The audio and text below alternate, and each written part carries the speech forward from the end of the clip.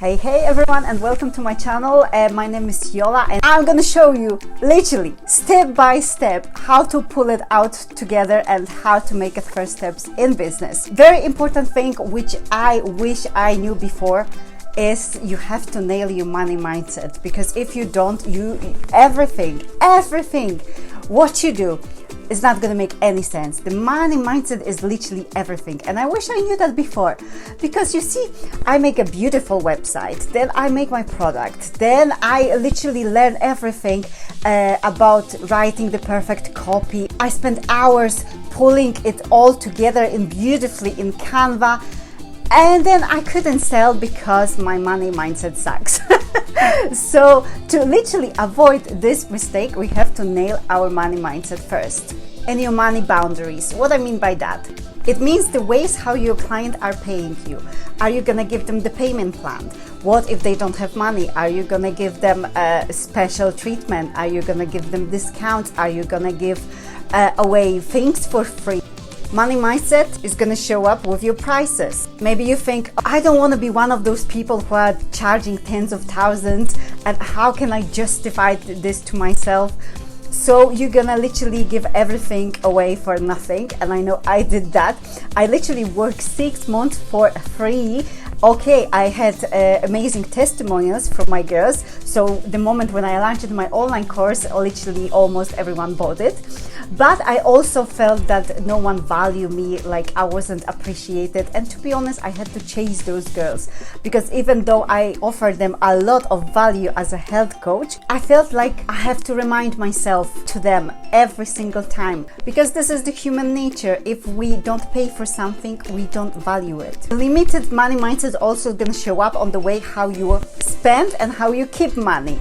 You're gonna spend money, and spend money. You're gonna literally blow your money and first wages until you go to zero. But if you've got abundance mindset, then you will resist spending money.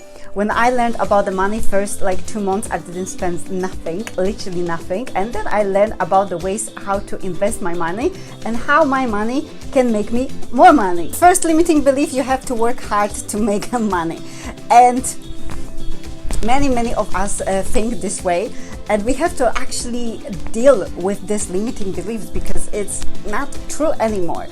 What that means, work hard? Following this logic, the people who are working very hard, like the child laborers or all physical workers, they should be multimillionaire by now, because you have to work hard to make money, isn't it? We are living in the world of automations and a lot of opportunities. It's literally easier to run the business now than ever before. We've got internet access. We have access to the clients literally worldwide. As a health coach, I'm working with the girls from California, from Malaysia, from Russia, and from Uganda. We can literally target our customers by ads. They are able to see our offerings and engage with it. That was literally impossible before the internet. We've got a lot of automation as well. For example, I'm scheduling all the posts in literally one day, and then I don't deal with the social media whatsoever. This limiting beliefs also comes from our parents. Of course, our parents very likely had to work hard for money, because that was literally different times. And how do you know that you have the money block? Number one, you procrastinate. You overcomplicate things. You are literally procrastinating. It means you're signing up for another course, searching for another system, instead of literally taking action and doing the shit. And you resist delegating and outsourcing. I know I had a major problem with this one. So what is the first thing you can do to eliminate this stupid money block? First, you have to question it. And the more you question something, the more ridiculous it really sounds in your head. So why do you think this way? In my case, it was because we had this saying, easy come, easy go.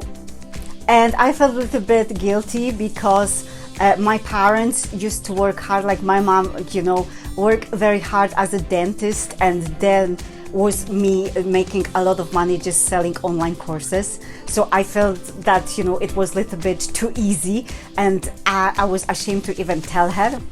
Or you might think if you don't work hard, then you don't deserve it. Step number 2, when you face this limiting belief, you have to replace it with belief that is actually serving you. I actually felt that I felt more tired with my 9-to-5 job than running my own business. So reframe this limiting beliefs and keep repeating it as mantra.